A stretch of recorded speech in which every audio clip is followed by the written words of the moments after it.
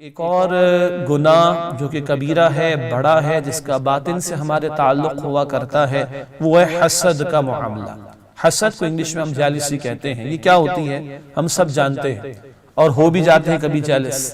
حسد کیا ہے؟ کسی کے پاس کوئی شے، کوئی اچھی شے، کوئی نعمت دیکھی، کوئی اچیومنٹ کسی کو ملی، کسی کو کوئی پروموشن مل گئی اینڈ سو آن، تو کسی کے پاس کوئی شے ہے، کوئی منصب ہے، کوئی اور اس کی پروموشن وغیرہ یا منصب اور اختیار کا معاملہ ہے، اس کو دیکھ کر یہ جلنا کہ اس کے پاس کیوں ہے، اور پھر یہ کھڑنا کہ میرے پاس کیوں نہیں، اور مزید یہ کھڑن کہ اسی کو کیوں ملا، مجھ کو کیوں نہیں ملا۔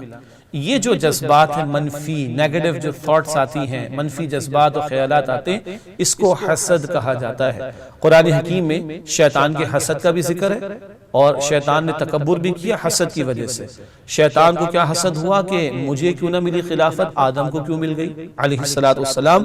اس حسد کا شکار ہو کر وہ تکبر کا اظہار کرنے لگا، اور سیدنا آدم علیہ السلام اور ساری انسانیت کا دشمن نمبر 1 بن گیا۔ ہم سب واقع میں شیطان سے اللہ تعالیٰ اس کے حملوں و شرور سے ہم سب کی حفاظت فرمائے۔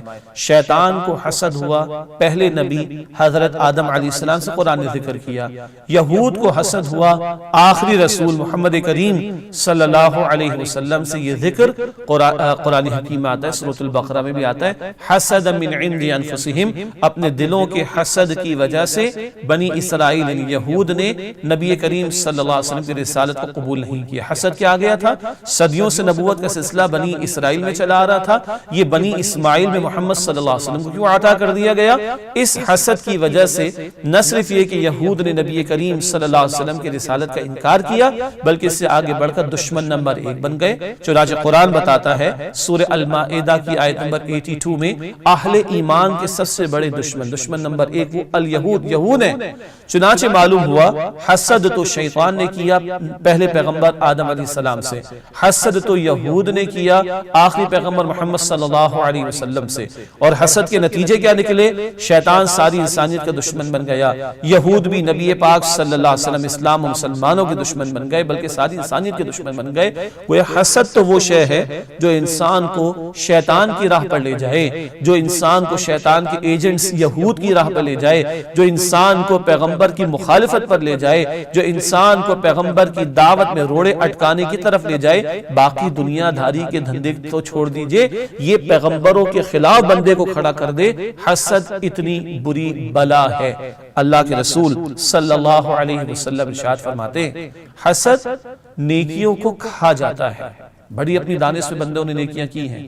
حسد نیکیوں کو کھا جاتا ہے، بالکل اسی طرح جیسے آگ سوکھی لکڑی کو جلا کر ختم کر کے کھا جاتی ہے، گویا کہ حسد نیکیوں کو کھا جاتا ہے جیسے آگ سوکھی لکڑی کو کھا جاتی ہے۔ یہ اللہ کے رسول فرما رہے صلی اللہ تعالی علیہ وسلم۔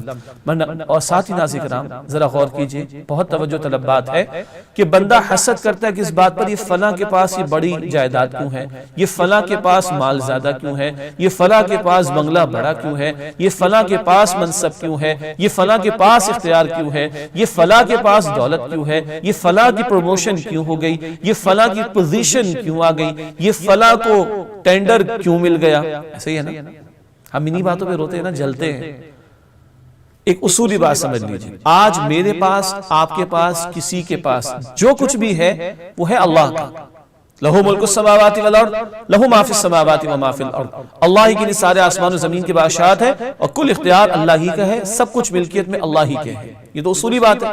کسی کو زیادہ دیا، کسی کو کم دیا، یہ بھی اللہ کا فیصلہ، یہ بھی امتحان ہے۔ اللہ چاہے تو زیادہ دے کر امتحان لیں، اللہ چاہے تو کم دے کر امتحان لیں، یہ بھی طے شدہ بات ہے۔ سورہ فجر آیت نمبر 15 اس سورہ میں ذکر ہے، اللہ زیادہ دے کر بھی ابتلا آزمائش میں مبتلا فرماتے، اللہ کم دے کر یہ واپس لے کر بھی ابتلا یعنی آزمائش میں مبتلا فرماتے ہیں۔ تو اللہ نے کسی کو زیادہ کر دیا آپ کے اور میرے مقابلے میں، تو اللہ کی عطا ہے نمبر 2 امتحان کے لیے۔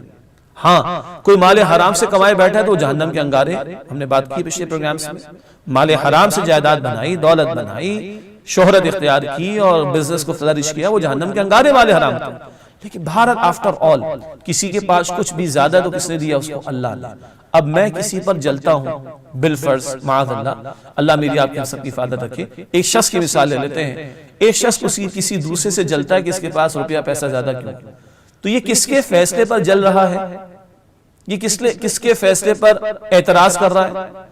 یہ اللہ کے فیصلے پر جل رہا ہے، یہ اللہ کے فیصلے پر اعتراض کر رہا ہے کہ اللہ نے اس کو کیوں دیا؟